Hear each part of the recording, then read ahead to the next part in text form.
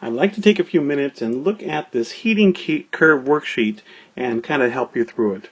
So the job here is we're going to go through and be able to draw the 5 different segments of the heating curve, and we can actually see a preview of what it's going to look like way over here.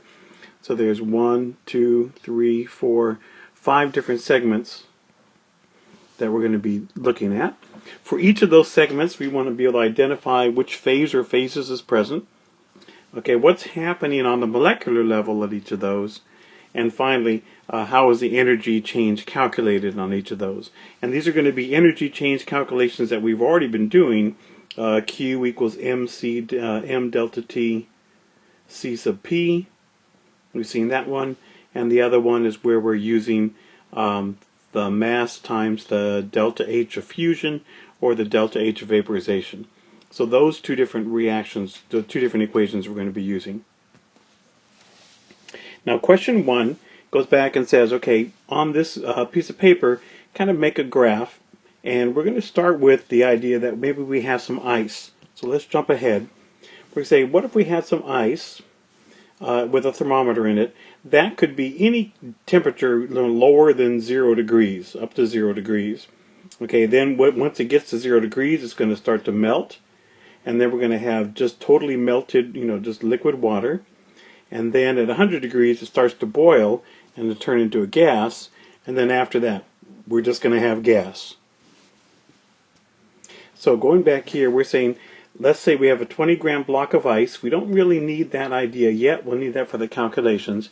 But the important thing is we're going to start at negative 10 degrees. So let's label our axes here. Okay, the one side, this is going to be temperature.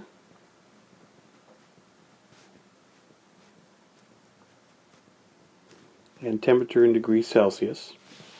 And the bottom over here is going to be, let's say, the time that's heating, or the amount that we heat. So let's just say heating time. And what we'll do is we'll say this is negative 10 degrees Celsius. So this will be 0, and this is 10, 20, 30, 40, 50, 60, 70, 80, 90, okay, 100 degrees, 110, and we're going to need 120 up here. And we don't quite go up far enough, but that's okay. So the important points for us are going to be, let me change colors here, at 0 degrees. So I'm going to try to do a little dotted line here at 0 degrees. And I'm going to need another dotted line here at 100 degrees. So let's go ahead and try. Now, first segment, if we start with some really nice cold ice, its temperature will go up and up and up until it gets to 0 degrees. And then at that point, it's warm enough so that it's going to start to melt. It'll melt until everything is melted. And then it's going to start warming up more and more and more as liquid. It's going to keep going until it reaches 100 degrees, at which point it will be boiling. And then once it's all boiled away, the vapor can get more and more and more.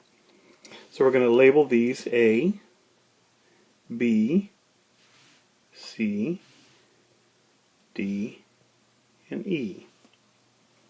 Now for each of those segments, we need to go back and talk about what is actually there in those segments. So let's use some colors, and I'm going to say that orange, okay, I'll say orange is solid,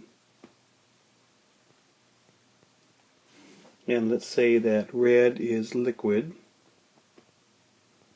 and let's say that green is gas. So let's go through here. So I'm going to say we have solid way back here. So that section of my graph is pure solid. And then the solid starts to melt, so I'm going to have a combination of solid here and liquid here both. Now let's jump ahead a little bit. So in the first place, we say we're just going to have solid, so we just have a lot of ice. But once we get to the plateau, once we get to this portion right here on our graph, then we have both solid and liquid. So we have ice and we have it in water, so we have a glass of ice water. And notice what happens, the temperature doesn't change, so it's going to stay at 0 degrees until all of the ice is melted. Now our third segment, C, okay, that's where we're going to have liquid only. So let's change color here. Let's go to liquid. So all along that's going to be liquid only. And then once we start to get to D, we're going to have liquid, and we're also going to have gas. So what we're saying here is that in one segment we're going to have liquid only, but here we're going to have liquid and gas.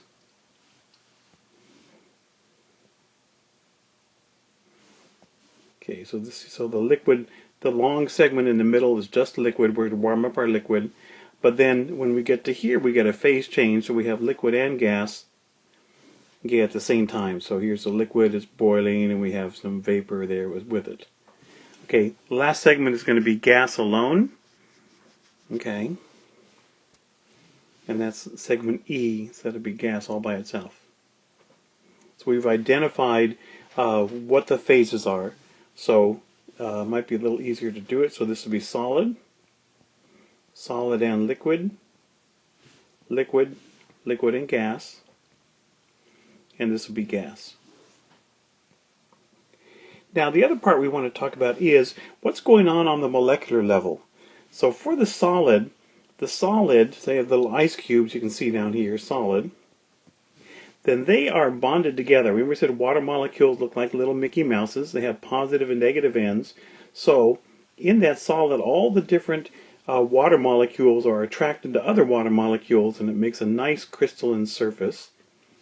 But as it starts to melt, and we have liquid in there, then the particles are attracted to each other a little bit, but not totally. So the bonds between them are weakening, and they're moving a little bit past each other. So here the bonds are very, very strong in the solid phase.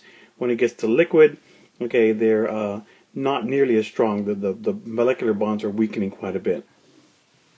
Now that is happening here when we're talking about the solid and the liquid.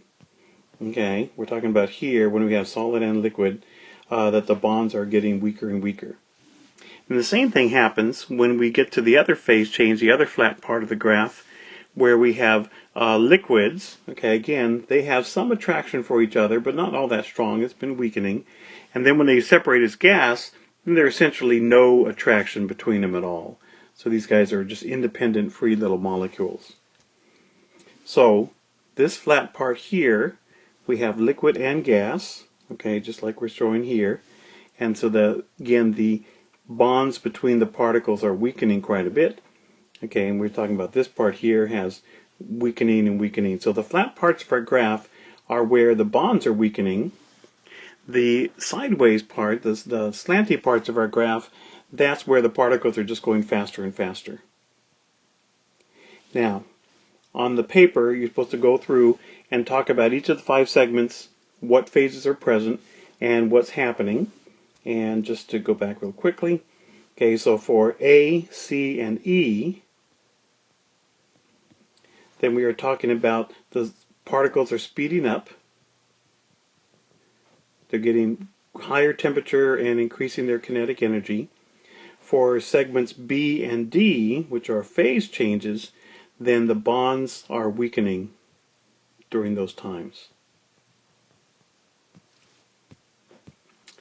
Now, on the back side of the worksheet, it was going through the calculations, how much heat is required. So here we're talking about for segment A, what's going on, and here's for segment B, and segment C, D, and E.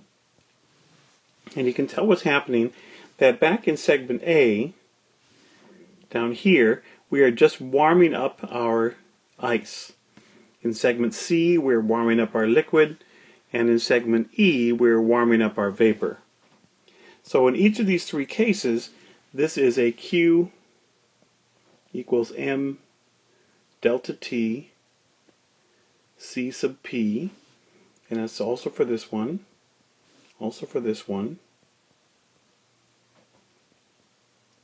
So whenever we are just warming up either a solid, a liquid, or a gas, we're going to do the same exact kind of calculation. The thing that's different is the C sub P will be different. So for ice, the C sub P is 2.0. For the liquid water, it's 4.18. And for the vapor, it's 2.08. But other than that, we do the same sort of calculation. For the other parts here, this is using the heat of vaporization and the heat of fusion. And so the heat is just the mass times the delta H of fusion. And you can see how the work's going to work out. It's going to be 20 grams times 333 joules per gram. So we're going to end up with joules, just like the other ones. And for this one here, same thing, only this is going to be the mass times the delta H of vaporization. So we can get a number for each of the 5 changes that we're going to go through, and then the final thing would be how do you get the total change, and that is we get the total change by adding all those 5 together. So again, if we are doing this calculation, that is happening on the slanty parts where we have the solid warming up, the liquid warming up, and the vapor warming up. And then we have this calculation that we're going to use for this phase change using delta H of fusion, and this phase change using delta H of vaporization. And I hope that's enough to finish this worksheet.